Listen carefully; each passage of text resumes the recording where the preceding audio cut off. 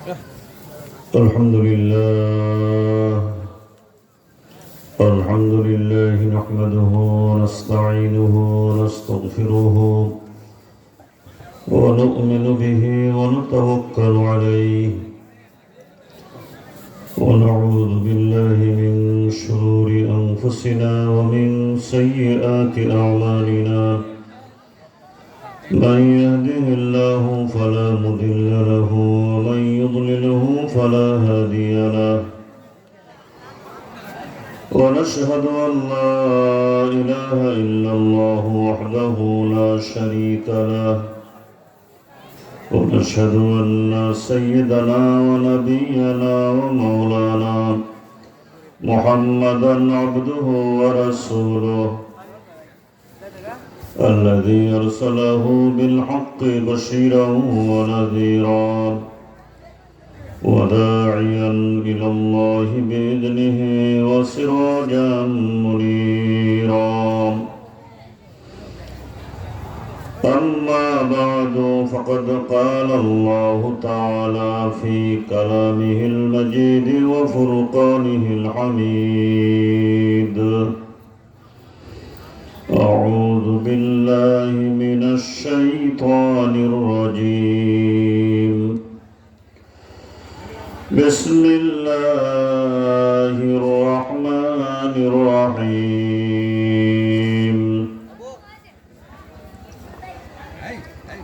قل إن الموت الذي تفرون منه فإنه ملاقيكم ثم تردون إلى عالم الغيب والشهادة فينبئكم بما كنتم تعملون صدق الله العظيم اللهم صل على سيدنا ونبينا ومولانا محمد وعلى آله وأصحابه وبارك وسلم معزز محترم جناب الصدر উপস্থিত উলামায়ে কেরাম অঞ্চলের বিভিন্ন গ্রাম থেকে আগত শ্রদ্ধেয় মুরব্বিয়ান নির্জন অন্যান্য সুধীমণ্ডলী ও আমার দিনী ভাইয়েরা পর্দার অন্তরালে মা ও বোনেরা আজকে দারুল উলুম বেরওয়ার উদ্যোগে আয়োজিত তৃতীয় বার্ষিক ইসলামী সম্মেলনে আমরা যারা হাজির হয়েছি এবং মধ্যরাত পর্যন্ত যারা কোরআনের মহব্বতে বসে থেকেছি এ তৌফিক আমাদেরকে যিনি দিয়েছেন সেই মহান রব্বুল আলামিনের শুকরিয়া জ্ঞাপন করে একটু আওয়াজ করে বলি আলহামদুলিল্লাহ। তো আমি কয়েক মিনিট সময় আপনাদেরকে, যেহেতু এসেই গেছি, আমি এই সময় কথা বলি না, এর আগে আমি কথা শেষ করে চলে যাই। প্রোগ্রামের উল্টা পাল্টার জন্য যে হোক শুধু হাজিরাটা দেওয়ার জন্যই বসেছি। কয়েক মিনিট সময়, আপনারা একটু আগে বসেন, একটু আগে বসেন, কয়েক মিনিট।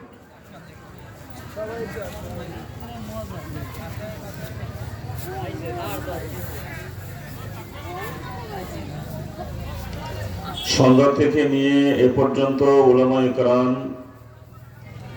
বিভিন্ন বিষয়ের উপর আলোচনা করেছেন। এখন দোয়া হবে। সবার শেষ পর্যন্ত থেকে দোয়া করে যাওয়া, এটা আমার জীবনের প্রথম আজকে। আমি বুঝতে পারি নাই ওনারা এই প্রোগ্রাম এরকম করবেন, তা না হইলে হয়তো আমার আশা হতো।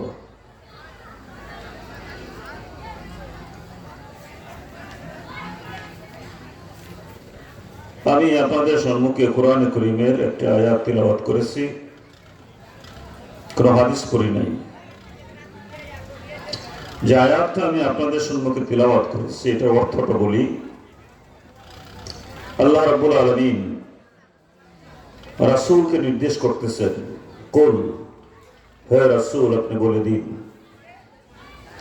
কোরআনে কারীমের অসংখ্য জায়গায় কুল শব্দ ব্যবহার করা হয়েছে।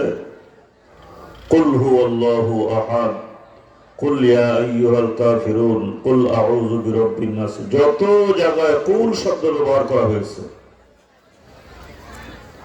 সবগুলি কুল দিয়া আল্লাহ পাক রাসূলকে আদেশ করেছেন। এর অর্থ হলো, হে রাসূল আপনি বলুন যত কুল কোরআনে আছে প্রথম থেকে শেষ পর্যন্ত সবগুলি কুলের অর্থ হলো, হে রাসূল আপনি বলুন, আপনি বলে দিন। এখানে আল্লাহ পাক রাসূলকে বলতেছেন, হে রাসূল আপনি বলে দিন। কি বলে দিবেন? ইন্নাল মাউতাল্লাযী তাফিরুনা মিনহু ফাইন্নাহু মুলাকীকুম।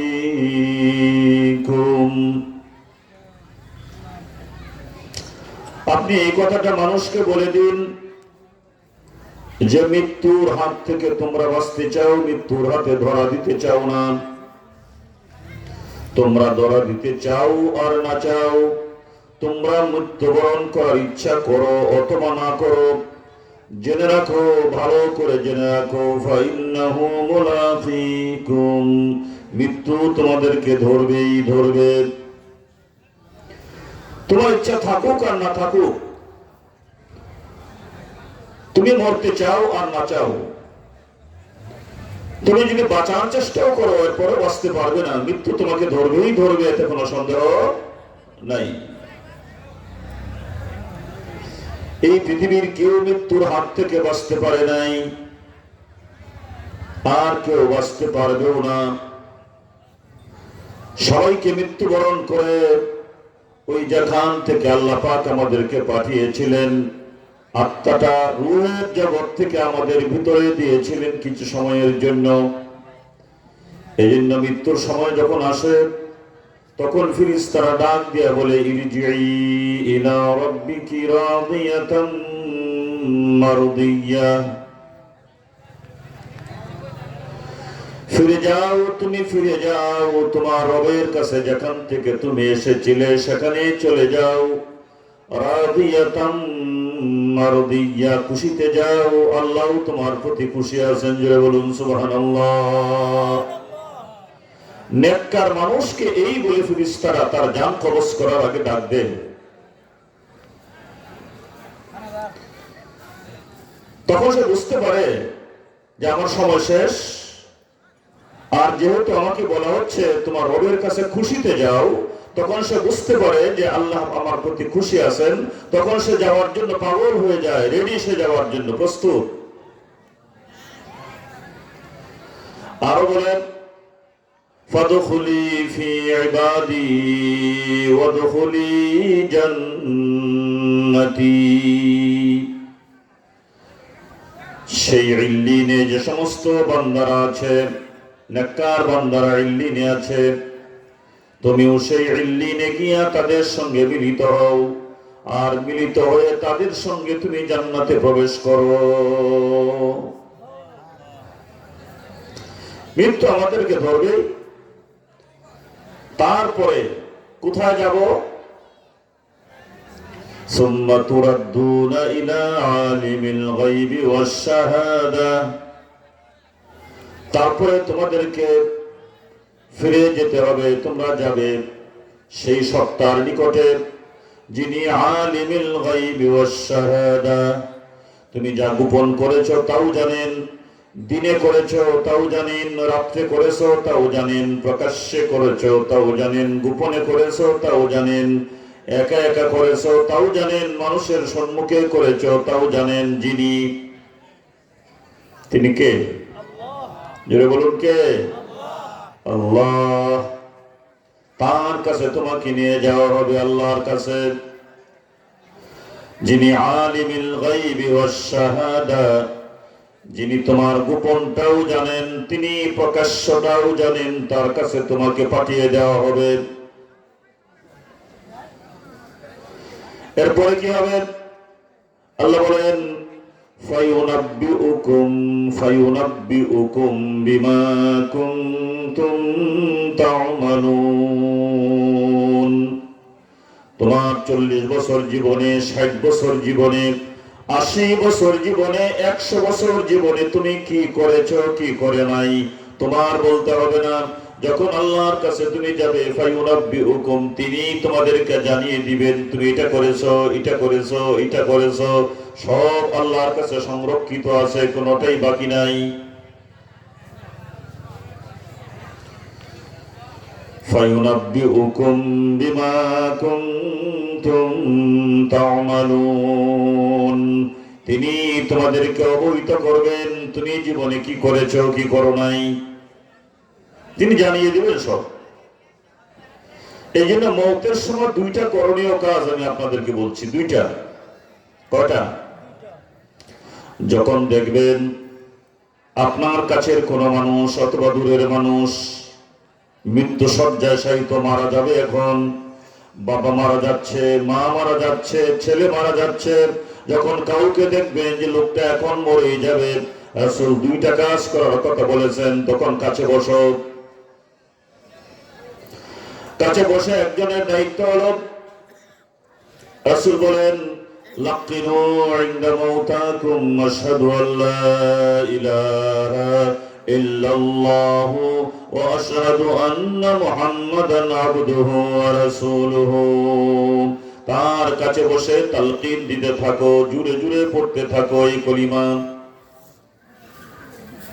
যিনি মারা যাচ্ছেন তার কাছে বসবেন, তার কাছে বসে এই কলিমাটা জুড়ে জুড়ে পড়বেন, আশহাদু আল্লা ইলাহা ইল্লাল্লাহ ওয়া আশহাদু আন্না মুহাম্মাদান আবদুহু ওয়া রাসূলুহু, জুড়ে জুড়ে পড়বেন, যেন তার আওয়াজটা তার কানের মধ্যে পৌঁছে সে যেন শুনতে পায়।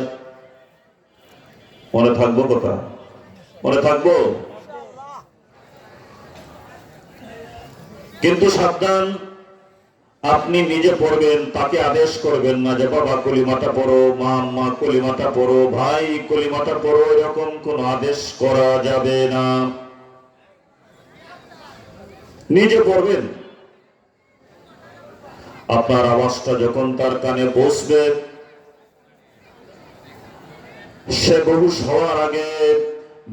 হওয়ার আগে যদি সে এই কলিমাটা পড়ে নেয়, তার আত্মবিশ্বাসটা এই কলিমার প্রতি হয়, এমত অবস্থায় যদি তার জান কবজ হয়, আপনি যে স্মরণ করিয়ে দিলেন, আপনি তার এমন উপকার করলেন যে এর থেকে উপকার আর হতে পারে না। ঈমানের সঙ্গে তার মওতটা হয়ে গেল। বলুন সুবহানাল্লাহ।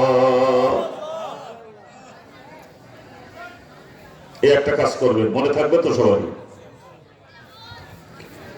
দ্বিতীয় কাজটা হলো, রাসূল বলেছেন ইকরাউ ইনদা মাউতাকুম সূরাত ইয়াসিন।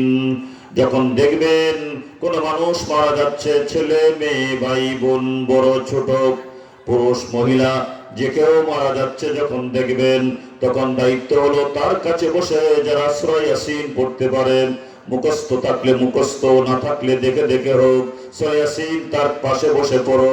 রাসূল বলেন তাহলে সূরা ইয়াসিন যখন পড়তে থাকবে সাকাতের কষ্ট লাঘব হবে, আল্লাহ রাব্বুল আলামিন সহজে তাকে মৃত্যু দিবেন। আশা করা যায় ঈমানের সঙ্গে তার মওত হবে। বলুন সুবহানাল্লাহ। কয়টা কথা বলেছি? দুইটা। একটা হলো কলিমার তালকিন দিবেন। এক riwayate আসছে আশহাদু আল্লা ইলাহা ইল্লাল্লাহু ওয়া আশহাদু আন্না মুহাম্মাদান আবদুহু ওয়া রাসূলুহু। আরেক riwayate আসছে লা ইলাহা ইল্লাল্লাহু মুহাম্মাদুর রাসূলুল্লাহ। যেটি পড়ে নি তালকিন দিবেন।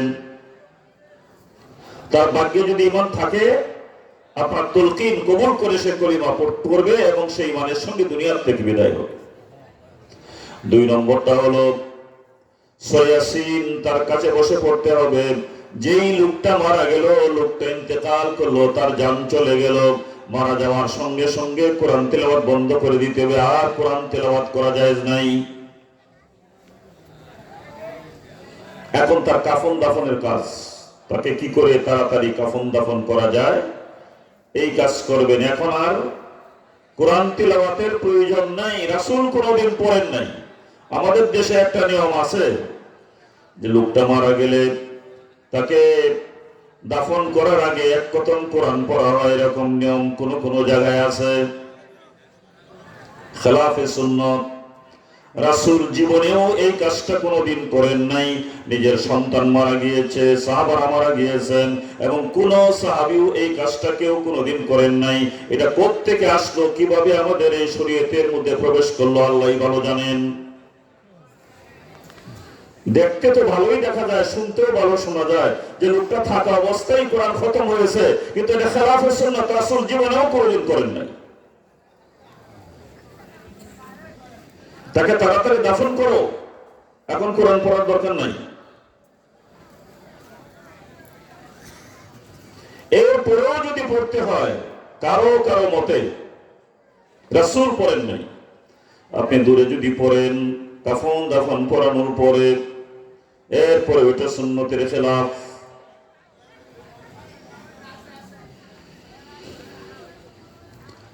তো আমি বলতেছিলাম, এই কোরআন তেলাওয়াত সূরা ইয়াসিন পড়া, এখন সূরা ইয়াসিন পড়নেওয়ালা ঘরের মধ্যে কেউ নাই, বাড়িতেও কেউ নাই, সূরা ইয়াসিন জানে না। এরকম বাড়ি আছে না? আছে কিনা? বাড়ির কেউ জানে না, ঘরের কেউ জানে না, সূরা ইয়াসিন জানে না।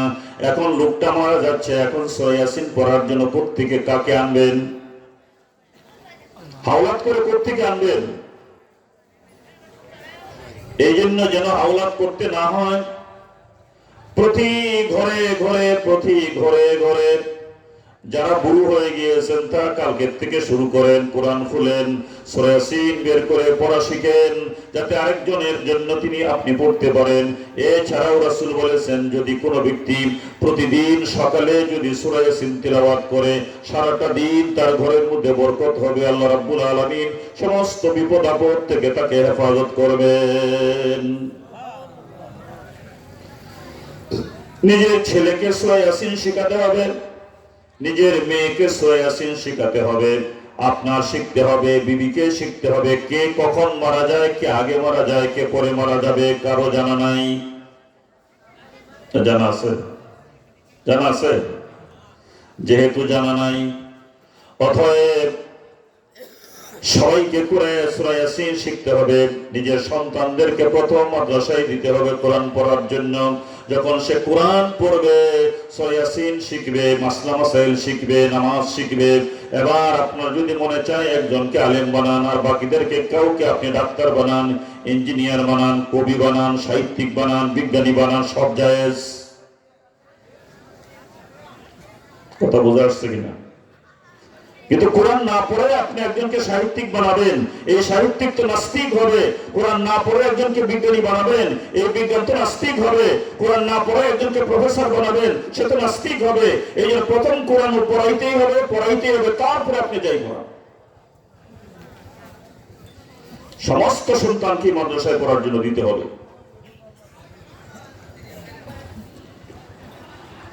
وعن عمر بن الخطاب رضي الله تعالى عنه أنه قال قال النبي صلى الله عليه وسلم إن الله يرفع بهذا الكتاب أقواما ويزع به آخرين أو كما قال عليه الصلاة والسلام। রাসূল বলেন যে এই কোরআনের মাধ্যমে আল্লাহ কোন জাতিকে অনেক উপরে নিছেন, আর কোন জাতিকে একবারে নিচে নামাই দিয়েছেন। কোরআনকে ইজ্জত দেওয়ার কারণে, কোরআন পড়ার কারণে, কোরআন বুঝার কারণে, কোরআনের আমল করার কারণে, এবং নিজের ব্যক্তি জীবনে, পারিবারিক জীবনে, সামাজিক জীবনে, ধর্মীয় জীবনে, রাজনৈতিক জীবনে, জীবনের প্রত্যেকটা ক্ষেত্রে কোরআন যদি প্রতিষ্ঠা হয়, তাহলে মানুষ উন্নত হয়, অনেক উপরে তার অবস্থান হয়। আর কোরআনকে যদি ছেড়ে দেয়, وَيَزَعُ بِهِ آخَرِينَ, ওই মানুষগুলি ধ্বংস হয়ে যায়। বাস্তব অনেক লম্বা ইতিহাস। যখন সাহাবায়ে কেরাম কোরআন আঁকড়ে ধরেছিলেন, প্রতিদিন কোরআন তিলাওয়াত করতেন, কোরআন নিজের জীবনে গঠন করেছিলেন, পারিবারিক জীবনে কোরআন, দাম্পত্য জীবনে কোরআন, ব্যবসাতে কোরআন, চাকরিতে কোরআন, তারপরে সংসদে কোরআন, রাজনীতিতে কোরআন, যুদ্ধে কোরআন, সব জায়গায় যখন তারা কোরআনের আমল শুরু করে দিয়েছিলেন, তখন রাসূলুল্লাহ সাল্লাল্লাহু আলাইহি ওয়াসাল্লামের সময়ে এবং তারপরের সময়ে পৃথিবীর 2/3 জায়গা মুসলমানরা শাসন করেছিল। যেটা বলুন সুবহানাল্লাহ। 2/3 জায়গা পৃথিবীর মুসলমানরা শাসন করেছে। ওই আরব থেকে স্পেন পর্যন্ত 100 বছরের মাথায় 8ম শতাব্দীর প্রথম দিকেই মুসলমানরা স্পেন চলে গেছে, ইউরোপের স্পেন, এবং স্পেন জয় করে ওখানে কর্ডোবা গ্রানাদাতে বিশ্ববিদ্যালয় স্থাপন করেছিল মুসলমানেরা। এই কোরআনকে স্থাপন করার কারণে মুসলমানদের মর্যাদা সবার উপরে উঠে গিয়েছিল। এখন আমরা কোরআন থেকে এত দূরে, নিজের সন্তানকে যদি কোরআন পড়ার জন্য দিও, প্রথমেই চিন্তা করি কোন ছেলেটা মেরিটোরিয়াস স্টুডেন্ট, কোনটা মেধাবী, ওইটাকে দেই না, ওইটাকে রাখি বিজ্ঞান পড়ার জন্য, আর যেটা সবচেয়ে কম মেধাবী ওইটাকে যে দেও মাদ্রাসায় দিয়ে দাও। এই হলো আমাদের মন মানসিকতা, ঠিক কিনা কথা? একটা মানুষ ডাক্তার হওয়ার জন্য তার যে পরিমাণ মেধার দরকার, একটা মানুষ বিজ্ঞানী হওয়ার জন্য তার যে পরিমাণ মেধার দরকার, একটা মানুষ সায়েন্টিস্ট হওয়ার জন্য তার যে পরিমাণ মেধার দরকার, কোরআনটা হুবহু কামা হুক্কুহু যেভাবে বোঝা দরকার, যেভাবে এটাকে ওই গবেষণা করা দরকার, এইভাবে গবেষণা করলে এর থেকে, ডাক্তারের থেকে আরো 10 গুণ বেশি মেধার দরকার। ওই মেধাবী ছেলে মেয়েদেরকে আমরা কোরআন পড়ার জন্য দিই না বিদায়। এই কোরআন থেকে তথ্য বের করে আজকে জাতিকে দিতে পারতেছে না। সারা বাংলাদেশ নয়, সারা পৃথিবীতে মুসলমান আজকে নির্যাতিত।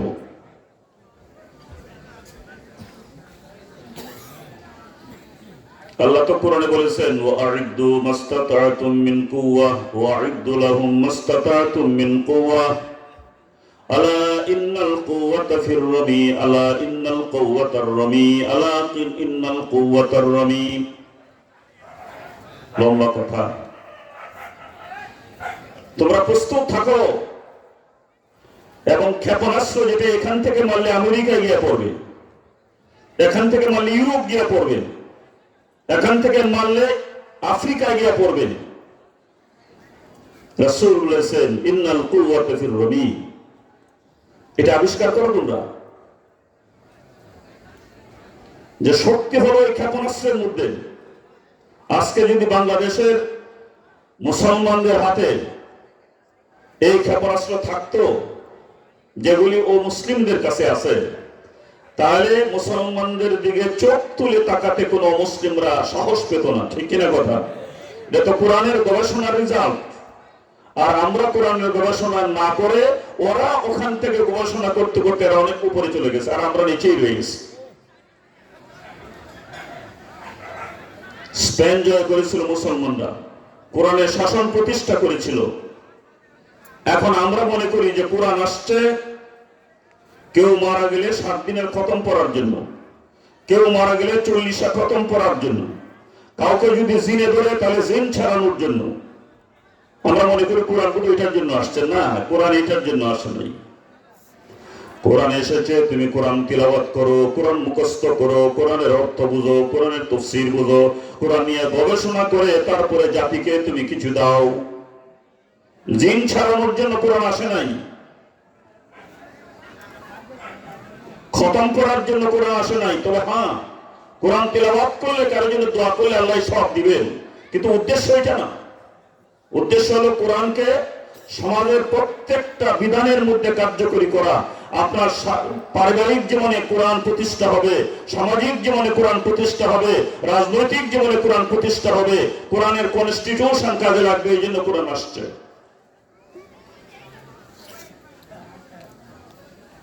আর এই জন্যই রাসূলের সময়ে কাফেররা কোরআন থেকে দূরে রাখার জন্য তারা বলতো, وقال الذين كفروا لا تسمعوا لهذا القرآن لعلكم تغلبون وقال الذين كفروا لا تسمعوا لهذا القرآن والغوا فيه لعلكم تغلبون। তারা বলতো তোমরা আর যাই কিছু করো আর না করো, তোমাদের কোনো বাধা নিষেধ নাই। একটা কথা কাফের নেতৃবৃন্দ বলতো, লা তাসমাউ লিহাযাল কোরআন, সাবধানী, কোরআনটা তোমরা শুনবে না।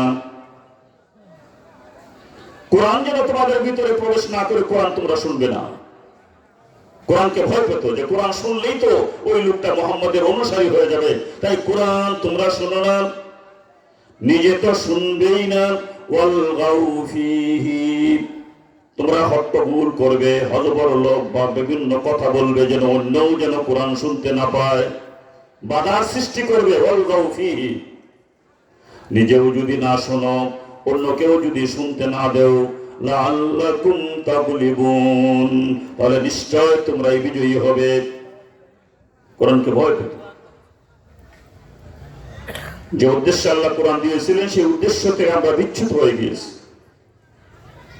এই যে উলামায়ে কেরাম এই বছর আপনারা দেখতেছেন কিছু কিছু উলামা, এটা দুর্ভাগ্য উলামায়ে কেরামের যে সব উলামায়ে কেরাম এক হতে পারতেছে না। যদি এক হয়, সারা দেশের উলামায়ে কেরাম যদি এক হয়, যদি সম্ভব হয়, সামনে পরীক্ষা আসতেছে, কোরআনের পক্ষে থাকবেন না বিপক্ষে থাকবেন? পরীক্ষা আসলে কোন পক্ষে থাকবেন? কোরআনের পক্ষে কারা কারা থাকবেন? আল্লাহ কবুল করুন। মিয়া, এই যে পরীক্ষা আসতেছে, আপনি যে কোরআনের পক্ষ অবলম্বন করেন, যদি সে বিজয়ী নাও হয়, আপনার বিজয়, কারণ আপনি তো সত্যের পক্ষে রায় দিয়েছেন। সে যদি বিজয়ী হতে নাও পারে, আপনার যা পাওয়ার তো আপনি পেয়ে গেলেন। আর যদি কোরআনের বিপক্ষে যদি আপনার রায়টা যদি যায় কোরআনের বিপক্ষে আর কোরআনের বিপক্ষে রায় নিয়ে যদি সে শরীয়তের বিরুদ্ধে কোনো কাজ করে, ইসলামের বিরুদ্ধে কোনো কাজ করে, উলামায়ে কেরামের বিরুদ্ধে যদি কোনো কাজ করে, তাহলে তার দায় দায়িত্ব কিছুটা আপনার উপরেও আসবে। আপনিই তো সমর্থন করেছেন, ঠিক না বেঠিক? সামনে পরীক্ষা আসতেছে, কোরআনের পক্ষে থাকতে হবে। মসজিদে যেমন কোরআন, মাদ্রাসায় যেমন কোরআন, সংসদে কোরআন পাঠাতে হবে, তখন মুসলমানদের বিজয় হবে। এটাই বলা হয়েছে, ইন্নাল্লাহা ইয়ারফাউ বিহাযাল কিতাবি আকওয়ামান ওয়া ইয়াযউ বিহি আখারিন। এই কোরআন দিয়ে জাতি উন্নতি হয়েছে, কোরআন দিয়ে জাতি একবারে নিচে নেমে গিয়েছে। নিজের সবচেয়ে মেধাবী ছেলেটাকে মাদ্রাসায় দিতে হবে কোরআন পড়ার জন্য, তাহলে আপনি ঠকবেন না, উপকৃত হবেন। মেধাবী ছেলে মেয়েদেরকে যদি মাদ্রাসায় দেন কোরআন পড়ার জন্য, যে এটা সবচেয়ে মেধাবী, মেধা দিয়েছেন তো আল্লাহই, যে আল্লাহ মেধা দিয়েছেন, আল্লাহর কিতাব পড়ার জন্য তাকে উৎসর্গ করলাম। যদি পারেন, যখন মুসলমান সমাজ যখন এটা পারবে, বাংলাদেশে না সারা পৃথিবীতে যখন মুসলমান সমাজ এটা পারবে, তখনই মুসলমান সমাজ তার কাঙ্ক্ষিত উন্নতির লক্ষ্যে, চরম উন্নতির লক্ষ্যে পৌঁছতে সক্ষম হবে। সারা পৃথিবীতে মুসলমানদের জগপতন, তার একটা বড় কারণ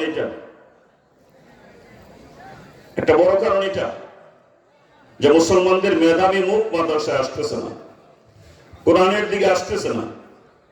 অথচ রাসূল বলেছেন, এই আকাশের নিচে আর জমিনের উপরে, আকাশের নিচে আর জমিনের উপরে,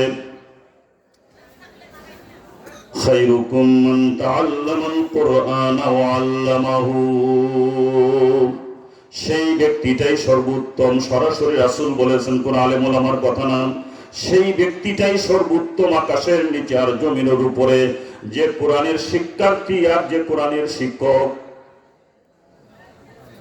কোরআনের শিক্ষার্থী বলতে আলিফ বা তা সা শুধু এটা না, যারা আলিফ বা তা সা পড়ে তারা কোরআনের শিক্ষার্থী, যারা কোরআনের নাজরা পড়ে তারা কোরআনের শিক্ষার্থী, যারা কোরআন হেফজ করে তারা কোরআনের শিক্ষার্থী, যারা কোরআনের অর্থ পড়ে তারা কোরআনের শিক্ষার্থী, যারা কোরআনের তাফসীর পড়ে তারা কোরআনের শিক্ষার্থী, যারা কোরআন নিয়ে গবেষণা করে তাকে মাসালা বের করে তারা কোরআনের শিক্ষার্থী, যারা কোরআন নিয়ে গবেষণা করে তারা হলো কোরআনের শিক্ষার্থী। তারাই হলো পৃথিবীর মধ্যে সবচেয়ে ভালো মানুষ, এটা আল্লাহ রাসূল বলেছেন। এই কোরআনের শিক্ষা জাতি রন্ধ্রে রন্ধ্রে যখন পৌঁছবে, তখন সমস্ত জঞ্জাল, সমস্ত বেদাত সবগুলি দূরীভূত হয়ে যাবে। আমাদের দেশে কত বেদাত যে আছে কোরআন না জানার কারণে।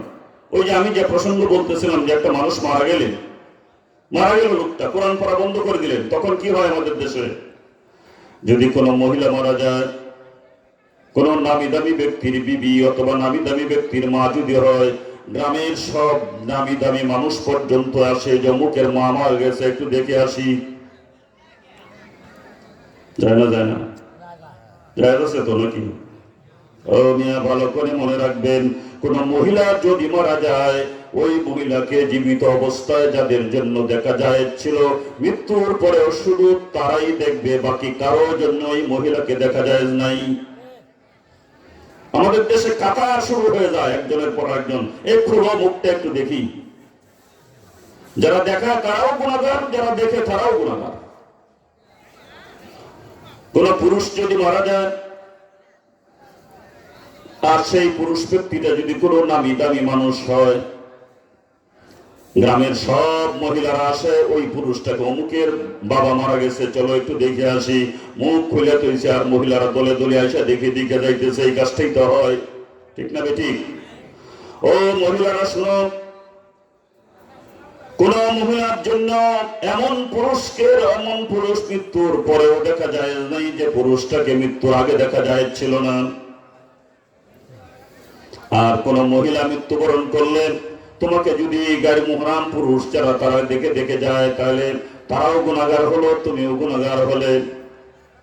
কোরআন না জানার কারণে এই কাজগুলি হচ্ছে আমাদের দেশে। তো আমি বলতেছিলাম যে মৃত্যুর পরে আল্লাহর কাছে যাওয়া হবে, তারপরে আল্লাহ সারা জীবন যা করেছেন সব বলে দিবে, একটা বাকি থাকবে না। কেমনে বলবে? কিরামান কাতিবিনা ইয়ালামুনা মা তাফআলুন। আপনি যদিও লিখতেছেন না, কিন্তু আপনার খাতা তো সব সময় লেখা হচ্ছে। ফেরেশতা নিয়োজিত আছে ডান কাঁধে বাম কাঁধে। ওই সেই সম্মানিত ফেরেশতারা আপনার ছোট বড় কোনো কাজ বাকি নাই, নীরবে করেন, মানুষের সম্মুখে করেন, অন্তরালে করেন, রাতের গভীরে করেন, একা একা করেন। ওই ফেরেশতারা কিন্তু আর ফাঁকি দিতে পারতেছে না, তারা তো সাথে সাথেই লিখতেছে। খাতা প্রস্তুত হয়ে গেছে আপনার। মৌতের সময় এই খাতাটা, যেটা সারা জীবন লেখা হইল, 60 বছর 80 বছর যে খাতাটা লেখা হইল, এই খাতাটা মৌতের সাথে সাথে এটা পাঠিয়ে দেওয়া হয় আল্লাহর কাছে। এটাই আমলনামা। এটার নাম কি? এটার নাম হলো আমলনামা। এই আমলনামাটা কিয়ামতের দিন যখন উঠবেন, হয়তো ডান হাতে আসবে নতুবা বাম হাতে আসবে, এবং আপনাকে বলা হবে যে দেখো বান্দা তুমি কি করেছো, ইকরা কিতাবাকা কাফা বিনাফসিকাল ইয়াউমা আলাইকা হাসিবা। তোমার আমলনামাটা, তোমার খাতাটা তুমি নিজেই একটু পড়ে দেখো, তুমি সাক্ষীর জন্য যথেষ্ট। যখন পড়বেন দেখবেন যে জীবনের কোনো খারাপ কাজ যা করেছেন কোনোটাই তো বাদ নাই, শব্দ লেখা আছে এখানে।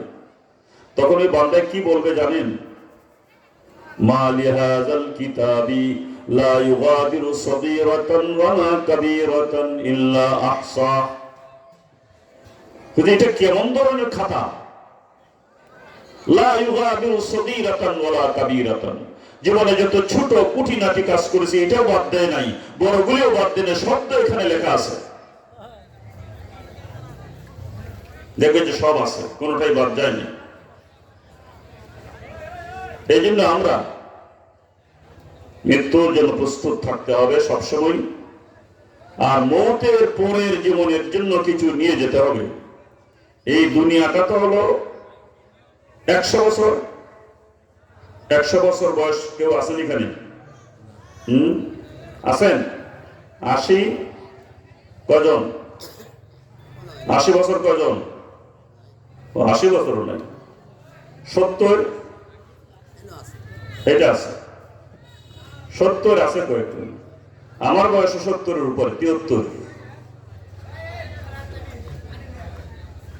70-73 এরকম আছেন। এই 70 বছর আর 80 বছরের জীবনটা, এটা পরকালের হিসাবে। এই কথা বলে আমার কথা শেষ।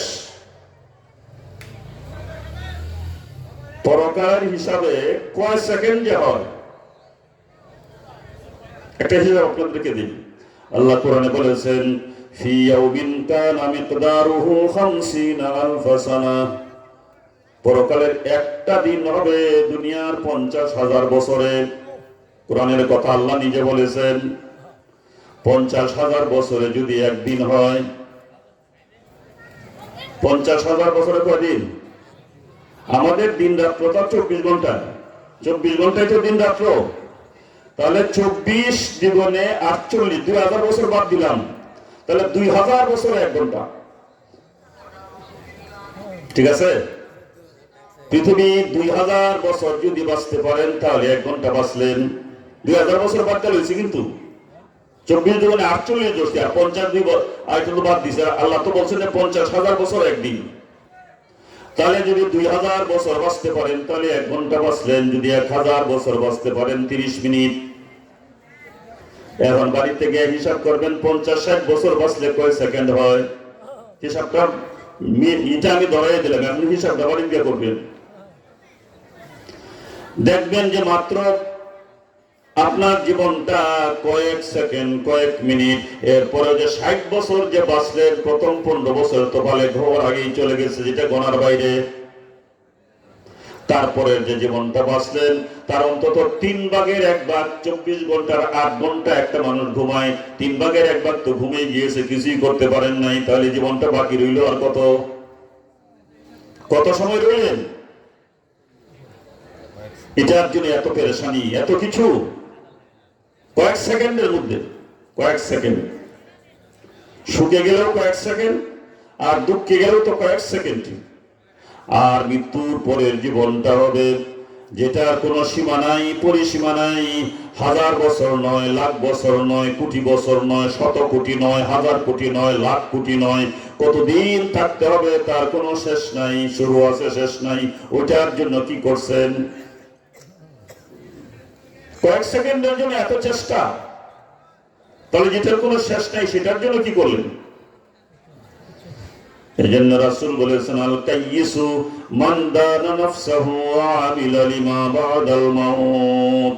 জ্ঞানী হলো সেই ব্যক্তিটা যে ব্যক্তি নিজেকে চিনতে পেরেছে, নিজেকে চিনেছেন। মান দানা নাফসাহু, দানা নাফসু, আপনি কে?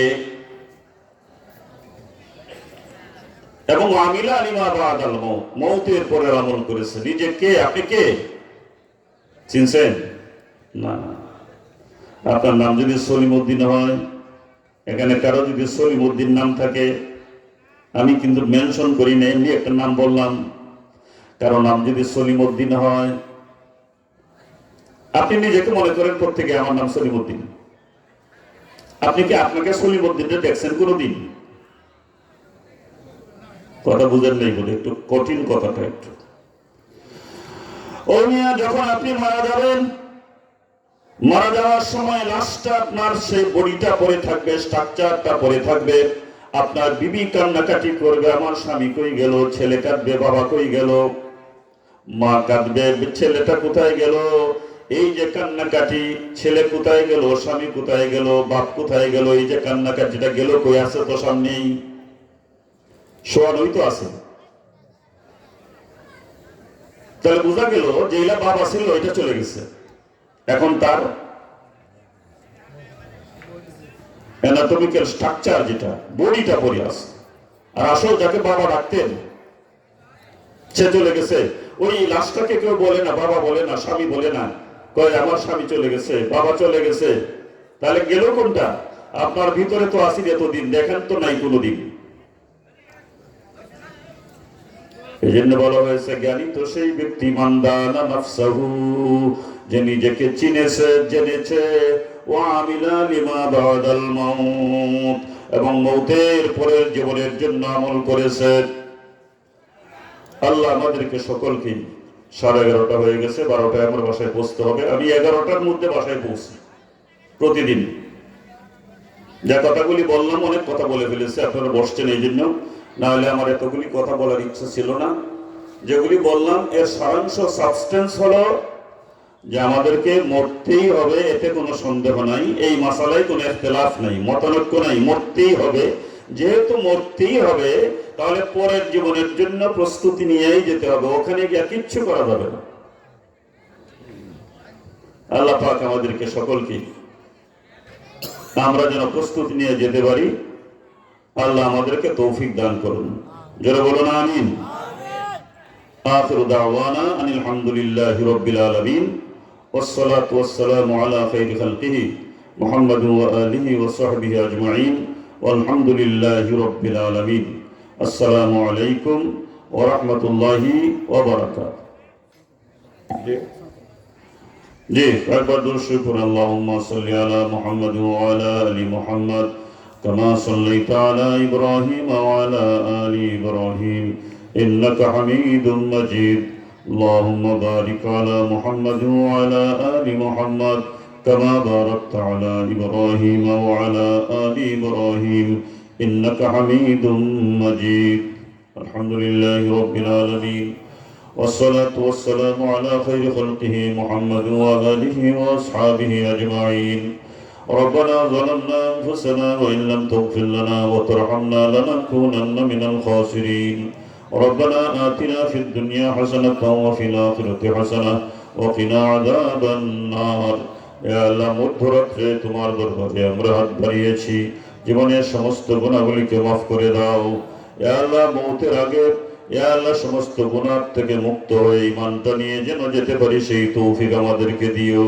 ইয়া আল্লাহ যে মাদ্রাসায় আজকে আমরা বসে আছি সেই মাদ্রাসাটাকে তুমি কবুল করে নাও ইয়া আল্লাহ শিক্ষক ছাত্র অভিভাবক সাহায্যকারী যারা ইয়া আল্লাহ সকলকেই কবুল করো যথাযথ সবাইকে দায়িত্ব পালন করার তুমি তৌফিক দান করো ছাত্রদের মেধা বাড়িয়ে দাও শিক্ষকদের মেধা বাড়িয়ে দাও যারা অভিভাবক যারা সাহায্যকারী এলাকাবাসী সবাইকে মাদ্রাসার প্রতি তুমি অ্যাট্রাক্টেড করে দাও ইয়া আল্লাহ তুমি মেহেরবানি করে আমাদের দোয়াকে কবুল করো এই মাদ্রাসায় উসিলায় গ্রামের যত মুর্দেগান কবরে আছে ইয়া আল্লাহ সমস্ত মুর্দেগানদেরকে তুমি মাফ করে দাও আজকে এই মাহফিলে যারা এসেছিল যারা চলে গেছে যারা আছেন ইয়া আল্লাহ সকলকে যে সমস্ত আলোচনা হয়েছে সেগুলি আমল করার তুমি তৌফিক দান করো ইয়া আল্লাহ তুমি মেহেরবানি করে এই মাদ্রাসাকে কবুল করে নাও ربنا تقبل منا إنك أنت السميع العليم وتب علينا يا مولانا إنك أنت التواب الرحيم سبحان ربك رب العزة عما يصفون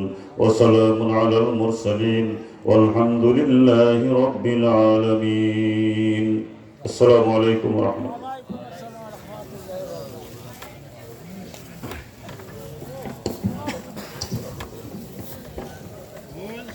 একটি বিশেষ ঘোষণা